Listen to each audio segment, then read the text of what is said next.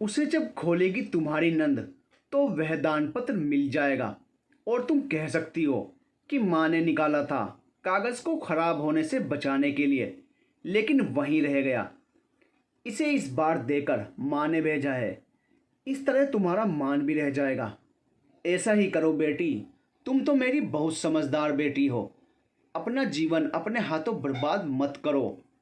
माँ आंचल फैलाकर उसके समक्ष रो रही थी, लेकिन परिणीति की समझ में कुछ भी नहीं आया। वह अभी भी अपने निश्चय पर अड़िग थी। शायद उसे लग रहा था सुदीप उसकी सुंदरता देखकर मुग्ध हैं, इसीलिए बार बार उसे मना रहे हैं दान पत्र देने के लिए। इसलिए कुछ दिन बाद सब वे ही हार मानकर उसके पास आ जाएंगे, क्षमा मांगकर उसे ले जाएंगे। फिर तो उसका मान भी रह जाएगा। यही सोच परिणीति मान किए बैठी रही और अपनी ससुराल नहीं गई। इधर सुदीप प्रतिदिन आशा देखता परिणीति का संदेशा आने का। उसे विश्वास था कि भैया उसे समझाएंगे तो ज़रूर उसकी समझ में बात आ जाएगी और परिणीति अपनी हट भूल जाएगी। इसलिए वे प्रतिदिन इंतज़ार करते उसके संदेश एवं वापसी का। इंतज़ार करते करते 1 वर्ष बीत गया, परंतु परिणीति नहीं आई। अब इंतज़ार सुदीप को भी खलने लगा था और सुदीप की समझ में यह बात आ गई थी कि परिणीति अब नहीं आएगी। सुदीप के माता पिता भी बहुत दुखी थे परिणीति के इस व्यवहार से। उन्होंने परिणीति के पिता को संदेश भेजा मिलने के लिए, परंतु उधर से कोई जवाब नहीं आया। आखिर परिणीति के पिता मिलते भी तो कैसे? वह तो अपने को मुंह दिखाने के लायक ही नहीं समझ रहे थे। वे इतने शर्मिंदा थे। सुदीप के पिता ने संदेश लेकर परिणीति के घर संदेशवाहक को भेजा। संदेश में पत्र भेजा था। इसमें उन्होंने परिणीति को और परिणीति के पिता को इस विवाह के संबंध में अपना मंतव्य बताते हुए जवाब भेजने का संदेश दिया था। उन्होंने परिणीति को भी पत्र लिखा था अपनी गृहस्थी नहीं ठुकराने के लिए और वापस आने के लिए। कई बातें समझाते हुए उन्होंने लिखी थी, जिसका मुख्य अर्थ था अगर वह अभी भी नहीं आती है तो वे सुदीप का दूसरा विवाह करने के लिए विवश हो जाएंगे। अब और अधिक परिणीति की प्रतीक्षा नहीं कर सकते। परिणीति ने इस पत्र का कोई प्रत्युत्तर नहीं दिया। वह अपने निश्चय पर अड़िग रही। इसी तरह के आशय का पत्र उन्होंने परिणीति के पिता को भी लिखा था। पत्र पढ़कर परिणीति के पिता रो पड़े और उन्होंने संदेश दिया, हम आपके समक्ष बहुत शर्मिंदा हैं। हमने सोचा नहीं था हमारी अपनी बेटी हमारी शर्मिंदगी का कारण बनेगी। हम आपसे क्षमा प्रार्थी हैं। हम बहुत मजबूर हैं। हम चाहकर भी इस संबंध को बचा नहीं सकते। अब आगे आपकी जैसी इच्छा हो। आप स्वतंत्र हैं बेटे का विवाह करने के लिए। भला हम कैसे कह सकते हैं सुदीप बेटे को जीवन भर प्रतीक्षा करने के लिए? जीवन भर प्रतीक्षा करना, वह भी एक ऐसे रिश्ते के लिए जिसका कोई सिरा ही नहीं मिलता है, असंभव ही होगा किसी के लिए भी। आशा है आप हमें क्षमा कर देंगे। हम तो आपके समक्ष आने में भी लज्जा का अनुभव करते हैं, इसलिए आपसे मिल भी नहीं पाते। हमें क्षमा कर दें। इस प्रकार यह संबंध टूट गया दोनों पक्ष की ओर से। एक तरह से परिणीति के पिता ने सुदीप को दूसरा विवाह करने की अनुमति दे दी थी। परिणीति के माता पिता और पूरा परिवार ही उससे खिंचा खिंचा रहता था। उससे भाभियाँ कुछ बातचीत कर लेती कभी कभी। माँ तो उसे जब तब अपने पास बैठाकर समझाती रहती और समझाते हुए रोने भी लगती। बहुत समझाती उसे भविष्य के विषय में। उसे समझा समझा कर जब थक जाती तो रोने लगती। वह बहुत दुखी रहने लगी थी बेटी के लिए। इसी दुख ने उनकी जान ले ली। माँ के जाने के बाद पिता और भाई उससे और भी खिंचे खिंचे रहने लगे।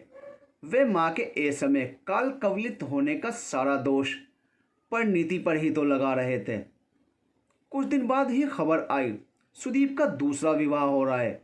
एक बार फिर से परिणीति के परिवार ने उसको समझाया, परंतु उसने तो सारा दोष सुदीप और उसके परिवार पर ही डाल दिया। उसके अनुसार उनका पूरा परिवार इतना लालची था, जो दहेज में इतना अधिक सामान मिलने के बाद भी संतुष्ट नहीं हुआ था।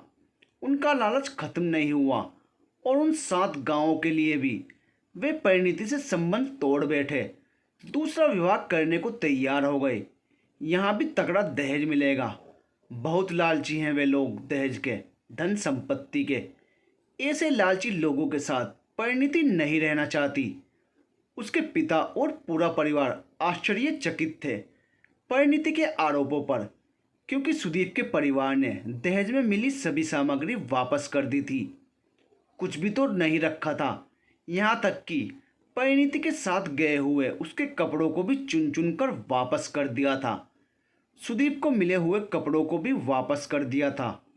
एक भी सामग्री तो नहीं रखी थी उन लोगों ने। फिर यह लड़की कैसे कह रही है उन्हें दहेज का लालची? लालच तो इसने ही दिखाया था, उन 7 गांवों को संवे रखकर। ऐसा कोई कैसे कर सकता है? गलती संवे की और आरोप दूसरों पर लगा दे। अपनी गलती नहीं दिख रही है इसे, परंतु उनके कुछ भी कहने से तो लाभ होता नहीं, क्योंकि पिछले 1 वर्ष से वे लगातार समझाते आ रहे थे। परिणीति ने कहाँ समझा था अपनी गलती को? वह तो सदा संवे को निर्दोष बता रही थी और सारी गलती सुदीप, सुमेधा और उसके परिवार पर लगा रही थी। उन्हें कुछ भी तो समझ नहीं आ रहा था। बेटी का जीवन कैसे बचाएं? इसके जीवन में क्या होगा आगे? सुदीप का विवाह हो रहा है।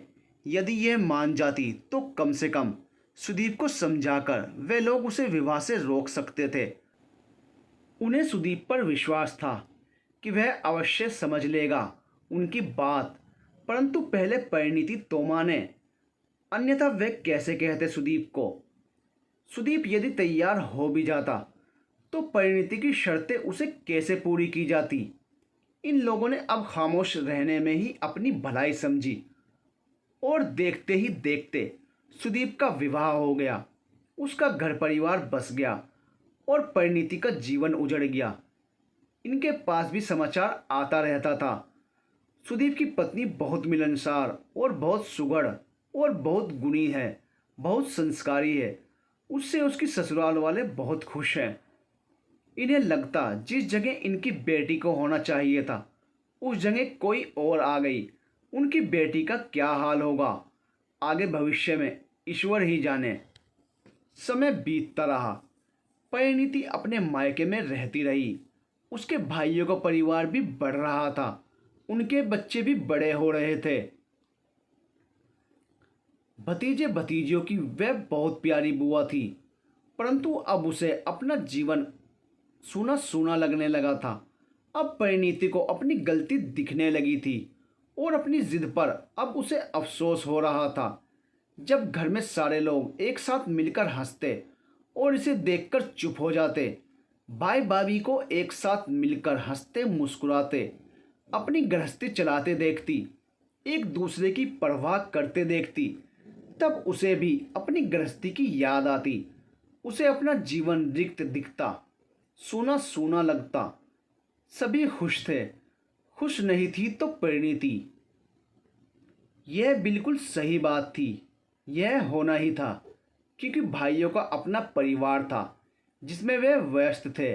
भाभियां अपने बच्चों में व्यस्त थी। बच्चे अपना भविष्य बनाने में व्यस्त थे। पिता मार्गदर्शक बन गए थे उनके। इसीलिए अब वे परिणीति को कितनी देर अपने साथ का सबल दे पाते? उसका तो दिन रात, सप्ताह, माह, वर्ष सब सूना हो गया था। इतने समय का साथ तो सिर्फ अपना पति, अपनी संतान ही दे सकती है।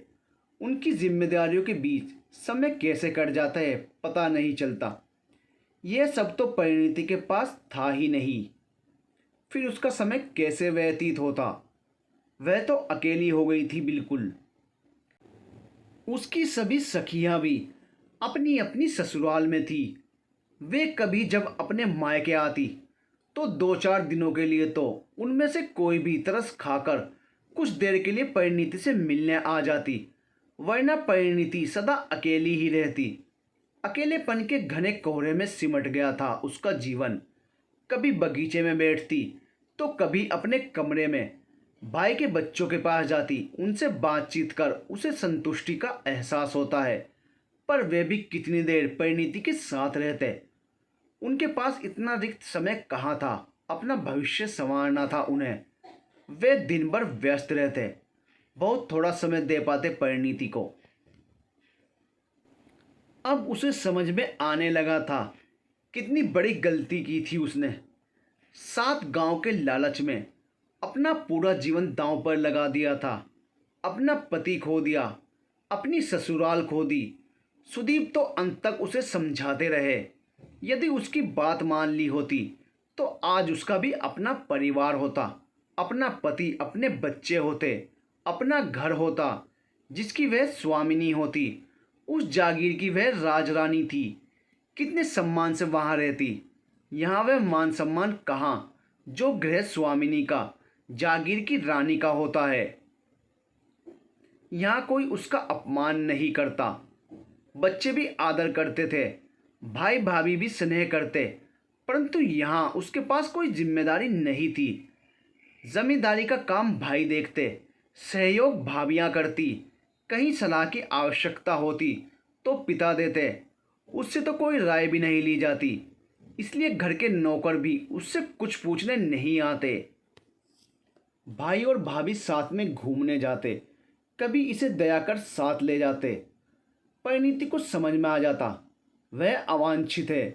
यदि वह जाती है भाई भाभी के साथ, वे बोलते तो कुछ नहीं परंतु असहज रहते हैं। उसके रहने से उनकी इच्छा होती है अकेले जाने की। तब वह उनके साथ जाने से बचने लगी और यह पूर्ण रूप से एकांत वासिनी हो गई। अब उसके जीवन में पछतावे के अलावा कुछ नहीं रह गया था।